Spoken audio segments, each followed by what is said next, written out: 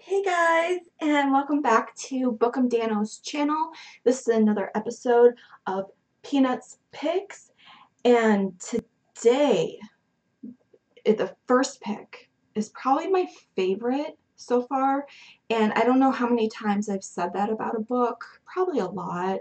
You guys could probably do like a drinking game about how many times I say they're my favorite, but Ice Cream Man is definitely up there. I just read volume one and it's 4 stories. And so Ice Cream Man, each story is a one-shot tale of sorrow, wonder, and redemption. Each installment features its own cast of strange characters dealing with their own special Sunday of suffering. And on the peripheral of all of them is the Ice Cream Man. And the Ice Cream Man weaves through the stories, and he's either a friend, foe, god, demon. You take your pick. The first arc, which is this one, Rainbow Sprinkles, like I already said, it's 4 standalone stories, and it's set in a small town connected by the Ice Cream Man, and he appears in each story. He is a bizarre trickster demigod going around screwing with the minds of the mind space of a small, unaware town. And there's sharp dialogue, it's dry humor, it's dark humor, it's surreal, and it has a heavy dose of existential dread. It definitely reminds me of Stephen King's novel, Needful Things. And even better, it really reminds me of The Twilight Zone and the interweaving stories through this charismatic ice cream man who serves up Dharma wherever he goes. I thought it was fantastic. I thought it was phenomenal. And I'm so excited to read. Like I said, there's 4 volumes, so I'm excited to read the other volumes, and I'm really itching to get the hardback where it collects them all and then read it that way. And I love that the creators played with a different with an interesting way to tell a story. So like the Twilight Zone, um, it's like just it's just different, and the art is amazing, and each story is like it's named after like a flavor of ice cream, which is kind of cute. But the art's really cool. So this is Rainbow Sprinkles, good old vanilla flavor. I think that was another one. But yeah, this is so good. It's such a trip. It's so trippy. It's so good. Like I said, it's funny, but it's dark humor. So um, don't expect it to be like it's like Rick or Morty kind of like humor, like stuff like, should I be laughing at this? Yes, you should, especially now. We need to be laughing at things that we probably shouldn't be, but we are. And if you're someone who is hesitant to pick up a book that's about like social justice or politics or stuff like that, don't hesitate to pick up Ice Cream Man. It's refreshing. It's so refreshing, and I'm so happy that I picked it up. And I'm really really excited to read the other volumes. So this is definitely my first. Let's just have like a moment of silence for it. Okay, I'm excited. So that's our first pick. Next up is Haunt. Dan had to remind me the other day because we have our graphic novels in the other room, and then there's ones that I put aside for him that like he can sell, and he was going through them and he's like, hey, wait a minute, why are you selling this one, because this one has like a really great lineup. So this has so it's Robert Kirkman, Todd McFarlane, Greg Capullo, and Ryan Ottley.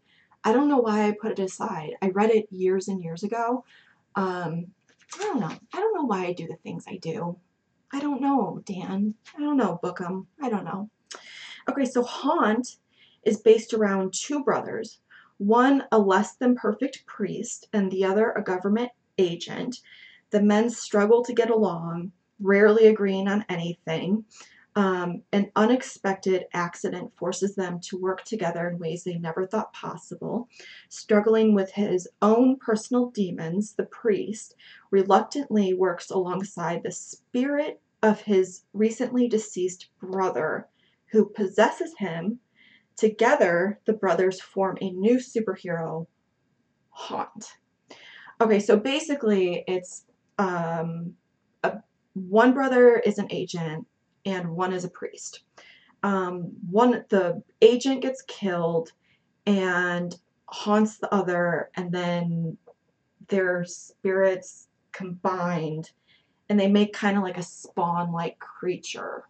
So, like I said, the team that wrote this, Robert Kirkman, Walking Dead, Invincibles, um, Thief of Thieves, I mean, so many, and then Todd McFarlane, Spawn, hello, Greg Capullo, amazing artist, he's so amazing, and Ryan Ottley, which I'm not familiar with, but he did a fantastic job. The art is out of this world. There's 5 volumes. This is volume 1. The art, I think what kind of like, the art was like a little bit too much.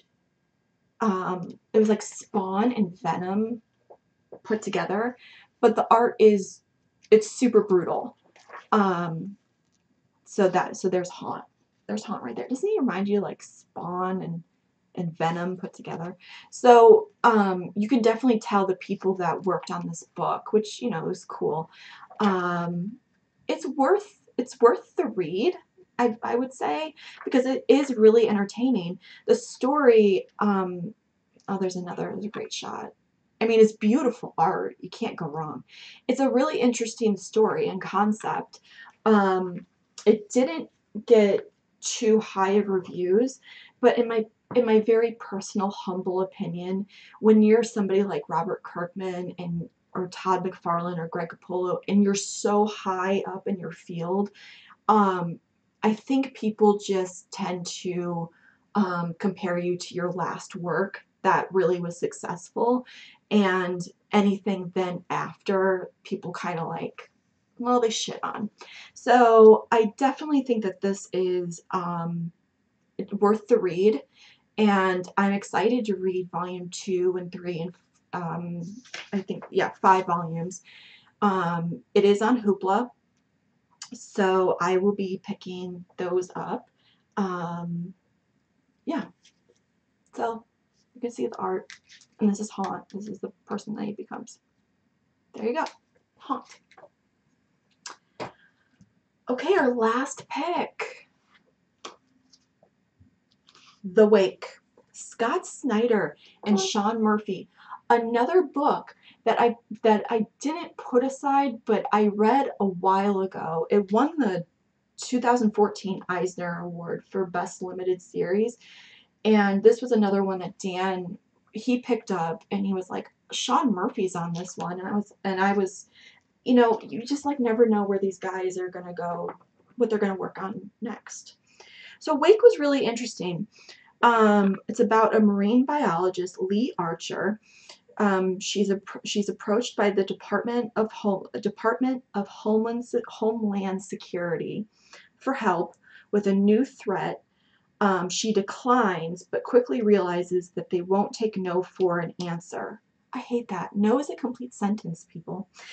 But she soon is plunging into the depths of the Arctic Circle to a secret underwater oil rig filled with roughnecks and scientists on the brink of an incredible discovery.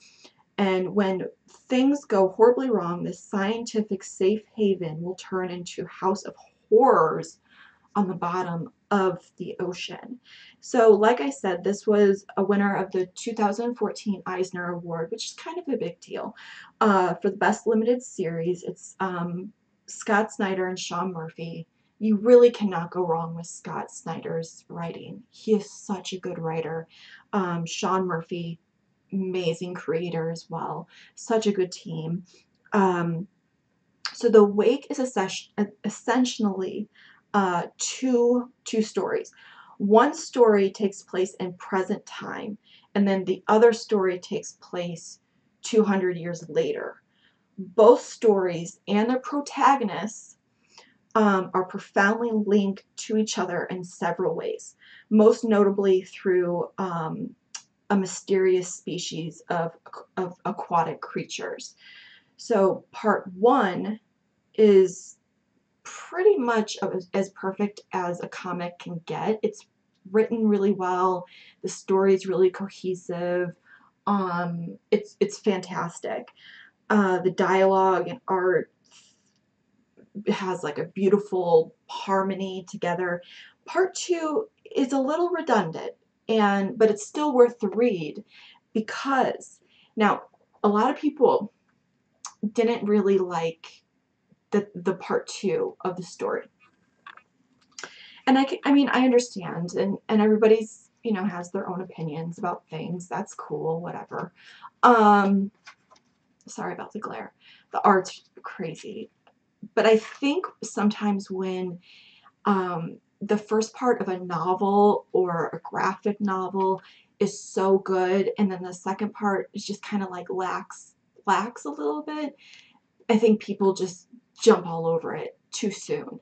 And I think you really have to take your time with the second part.